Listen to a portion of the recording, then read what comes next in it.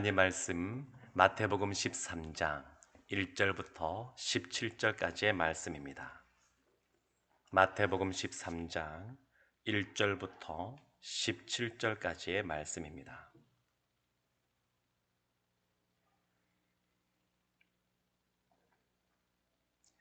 저와 여러분이 한 절씩 말씀을 보도록 하겠습니다.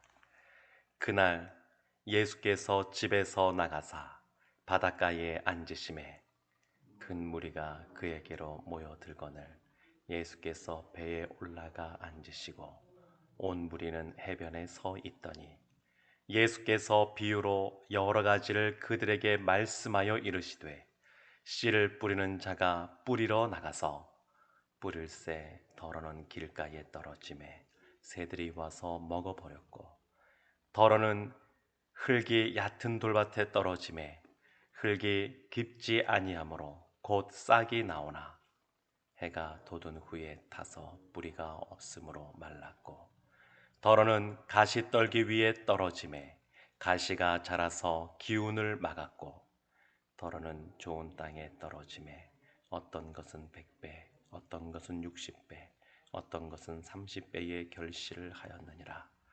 귀 있는 자는 들으라 하시니라. 제자들이 예수께 나와 이르되 어찌하여 그들에게 비유로 말씀하시나이까? 대답하여 이르시되 천국의 비밀을 아는 것이 너희에게는 허락되었으나 그들에게는 아니 되었나니 무릇 있는 자는 받아 넉넉하게 되되 없는 자는 그 있는 것도 빼앗기리라.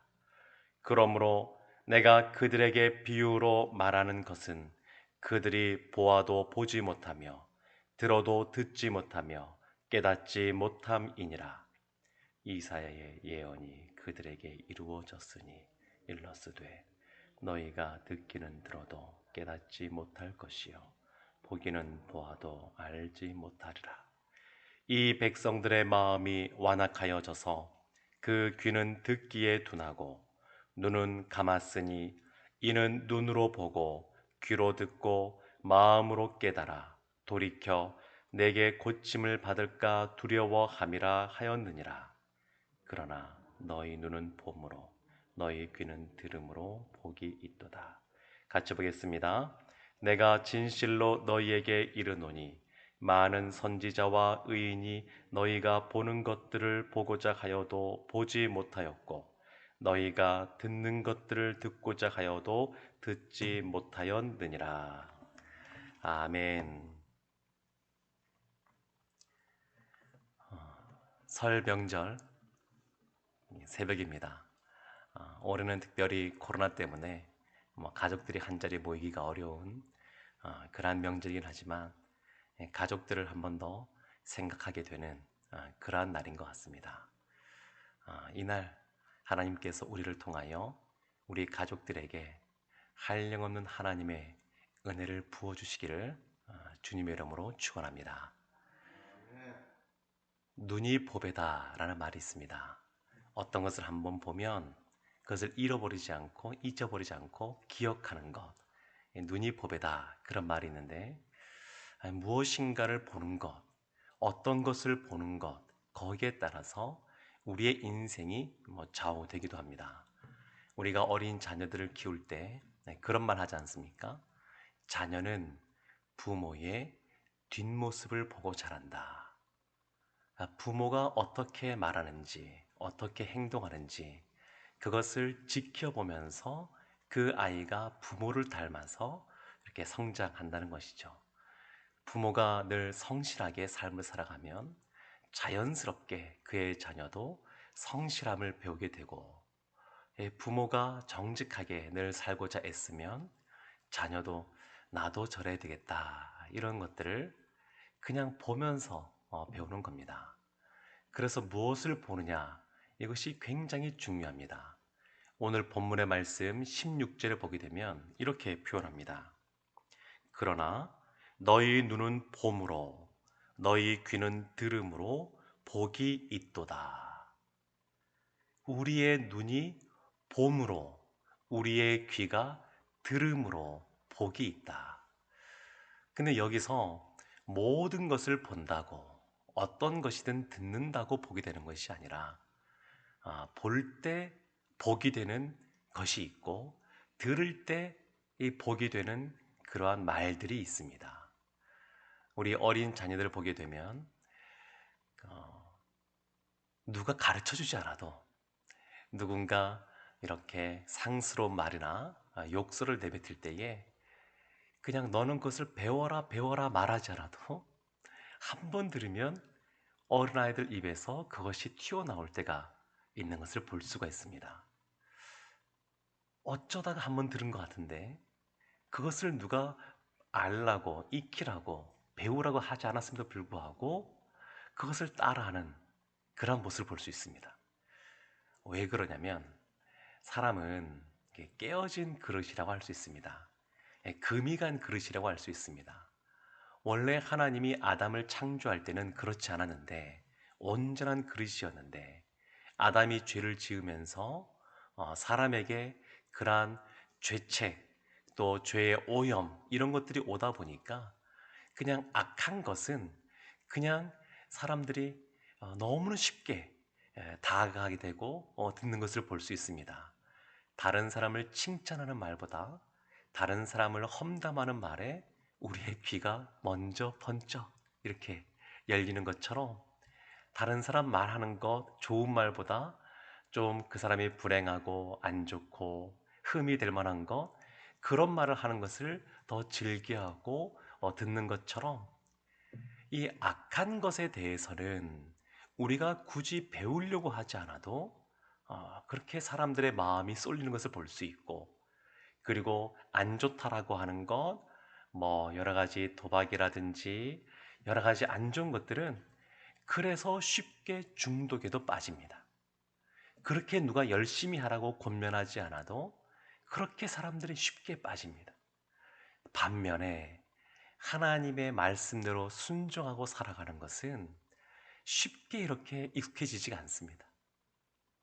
하나님 말씀대로 살아야겠다 알고는 있는데 이러한 지식대로 우리가 지혜로운 말씀으로 받아들여 그것을 살아가는 그런 삶의 모습 속에서는 이것이 진짜 끊임없이 노력해야 또 습관으로 만들어질 수도 있지만 생각보다 쉽지가 않습니다.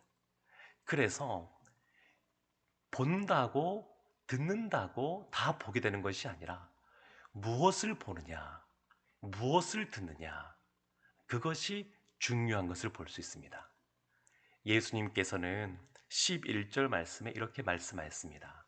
대답하여 이르시되 천국의 비밀을 아는 것이 너희에게는 허락되었으나 그들에게는 아니 되었나니. 천국의 비밀. 오늘 본문의 말씀은 예수님이 천국의 비밀을 알려주시고 계십니다. 어떤 곳이 천국이냐? 누가 천국에 들어갈 수 있느냐? 그리고 천국에 속한 사람은 어떠한 복을 받아 누리느냐? 여기에 대해서 예수님께서 알려주고 계신 겁니다. 그래서 무엇을 듣느냐? 이것이 중요합니다. 무엇을 듣느냐? 무엇을 보느냐? 이것이 중요합니다. 어떤 것이라고 다 본다고 좋은 것이 아니라 우리의 자녀들, 어린 자녀들 키울 때에 뭐 TV 프로그램이라든지 뭐 다른 것에서 잔인한 것, 뭐 음란한 것 이런 것들이 나온다 그러면 눈도 가리고 귀도 막고 그런 걸 안 보여주려고 하는 것을 볼 수 있습니다. 얼마 전에도 이 한 어린아이들이 많이 보는 애니메이션에 여러 가지 안 좋은 음란한 그러한 그 영상들이 삽입이 돼가지고 순간순간 이 논란이 됐었는데 우리 어린 자녀들에게 진짜 좋은 것만 보여주려고 하는 이유는 뭐냐면 그만큼 영향을 많이 받게 되고 그것이 자녀들에게 안 좋다는 것을 알기 때문에 그렇습니다. 예수님께서도 주님의 자녀들에게 이와 같이 정말 좋은 것, 복된 것을 보여주고 들려주기 원하시는데 그 핵심 내용이 뭐냐면 천국의 비밀입니다. 근데 이 천국에 대해서 예수님께서 말씀하시는데 이 천국에 대해서 말한다 그래서 다 좋은 말은 아닙니다. 10절에 보면 제자들이 예수께 나와 이르되 어찌하여 그들에게 비유로 말씀하시나이까? 예수님께서 씨 뿌리는 비유의 말씀. 그래서 어떤 씨는 길가에, 어떤 씨는 돌밭에, 어떤 씨는 가시 떨기에, 어떤 씨는 좋은 밭에 떨어졌다. 이런 비유의 말씀을 하시는데, 이러한 비유로 말씀하셔서 사람들이 잘 깨닫지 못하도록 하는 이유는 무엇입니까? 제자들이 이렇게 물은 겁니다. 근데 사실 비유라고 하는 것은 예수님이 이해하기 어려우라고 말씀하시는 것이 아니라 이해하기 쉽도록 말씀하시는 겁니다.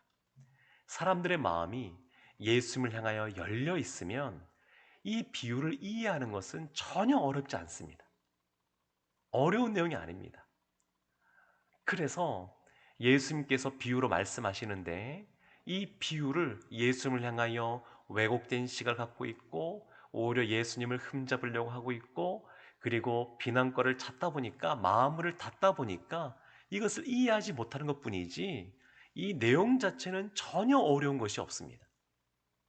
근데 예수님께서 이와 같이 비유로 말씀하시는데 오늘날 한국 이 사회 보게 되면 이러한 말씀을 가지고 본인 뜻대로 왜곡하는 무리들이 있습니다.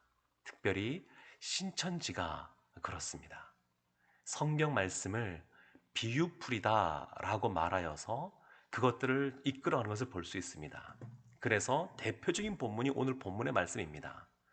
신천지에서 처음에 시작할 때 대표적으로 그들 가운데 신천지인 걸 드러내지 않고 그들을 이렇게 속여서 말씀을 가르친다라고 하면서 할 때 처음 앞부분에 등장하는 내용이 이와 같은 내용들입니다.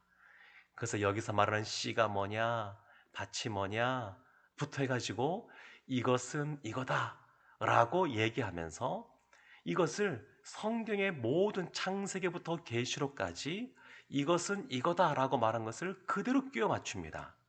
그러다 보니까 성경은 원래 숲과 나무를 함께 보는 겁니다. 멀리서도 보고 전체적으로 보고 가까이에서 자세히도 보는 것이 성경 말씀입니다.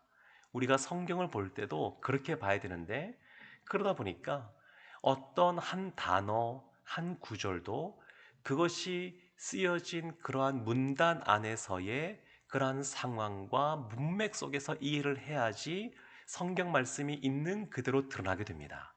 근데 그렇지 않고 전체적으로 보지 않고 그것을 본인들이 원하는 부분만 이렇게 뽑아가지고 하다 보게 되면 이만희 총회장을 결국 보혜사, 이긴 자 이렇게 결론이 지어지게 됩니다.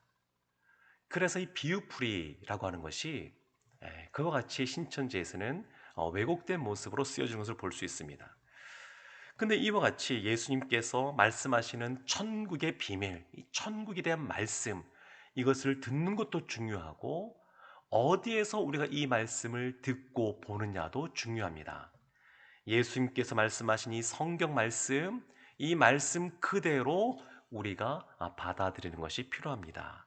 그런 사람에게 복이 있습니다. 예수님께서는 뭐라고 말씀하시냐면 3절에 예수께서 비유로 여러 가지를 그들에게 말씀하여 이르시되 씨를 뿌리는 자가 뿌리러 나가서 씨를 뿌리는 자가 씨를 뿌리는데 전제가 뭐냐면 이 씨는 다 좋은 씨입니다.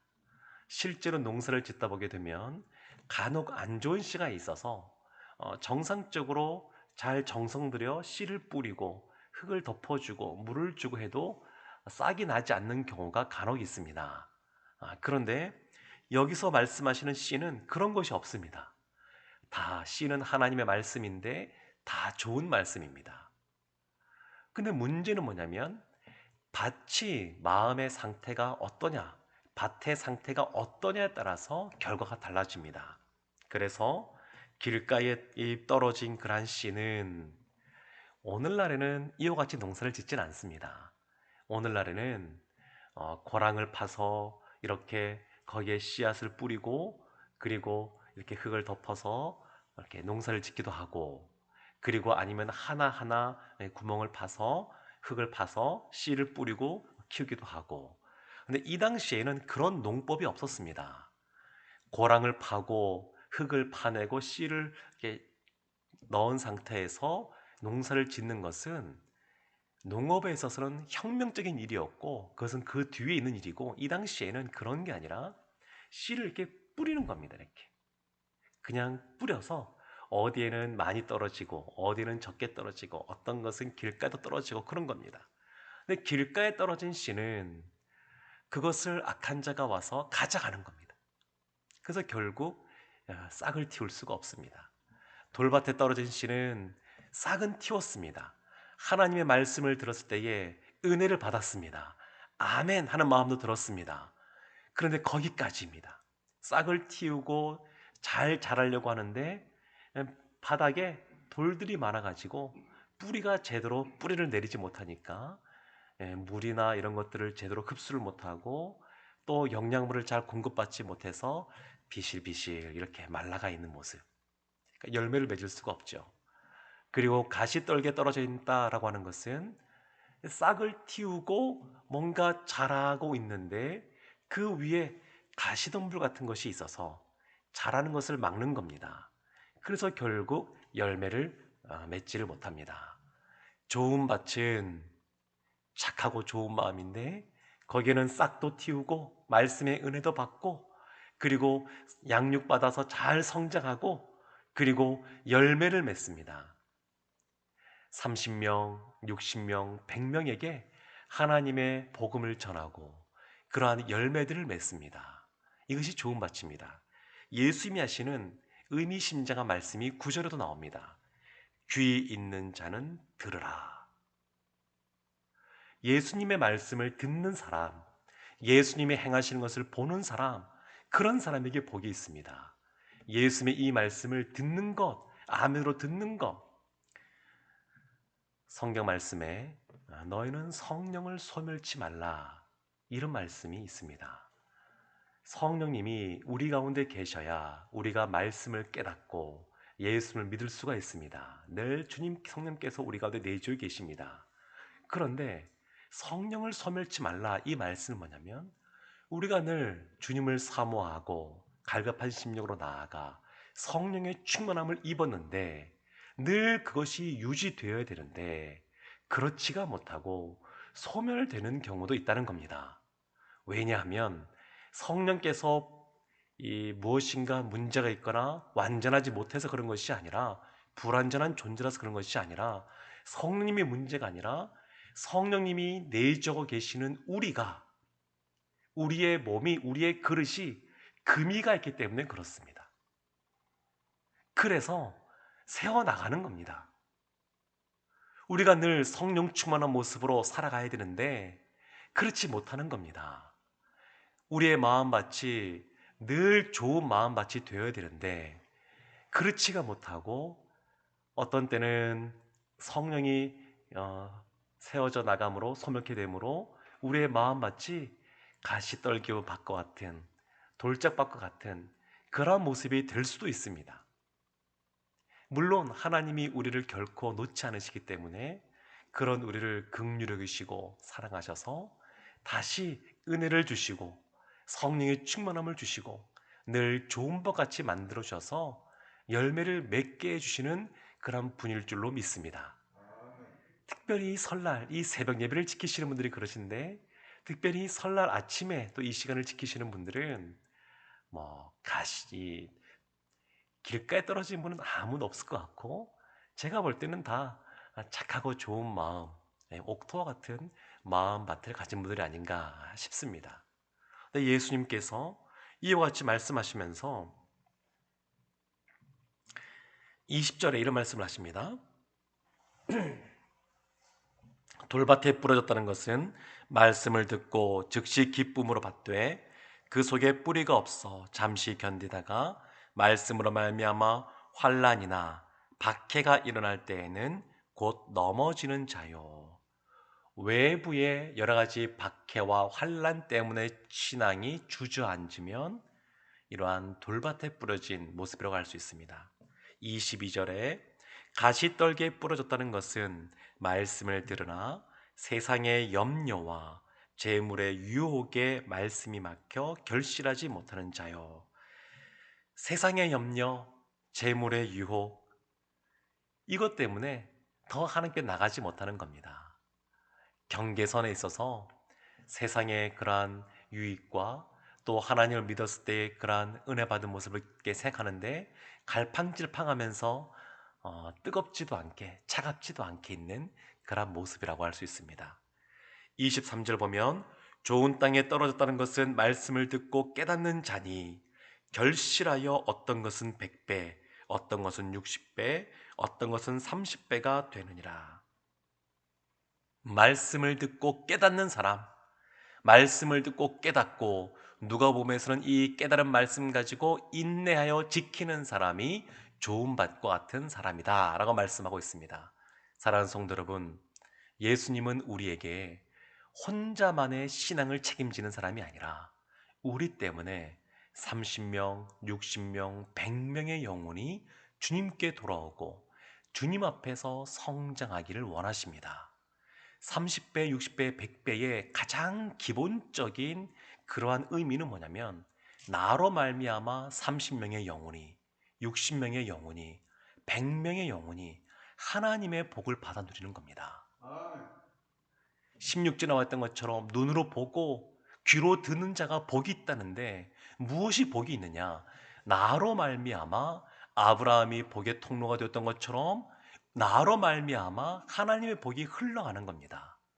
사랑하는 성도 여러분, 설 명제를 맞이하여서 가족끼리 가까이 모이기는 어려운 상황이지만 나로 말미암아 우리의 가족이, 우리의 형제 자매, 또 자녀들, 부모님이 복을 받아 누리고 나 때문에 내가 속해 있는 그러한 공동체가 복을 받아 누리는 그러한 은혜가 흘러넘치기를 주님의 이름으로 축원합니다. 기도하겠습니다. 하나님, 우리의 마음밭이 늘 성령 충만하여 착하고 좋은 마음으로 하나님 말씀을 듣고 예수님이 행하신 것을 바라보며 늘 그 말씀대로 살고자 힘쓰는 순종하는 저희들 되게 하여 주옵소서. 그래 진정 복 있는 사람들이 되게 하시고 우리 때문에 우리 사랑하는 사람들이 우리의 그러한 삶의 공동체가 더욱더 하나님의 복 가운데 거할 수 있도록 저희를 축복의 통로로 사용하여 주옵소서. 예수님의 이름으로 기도합니다. 아멘.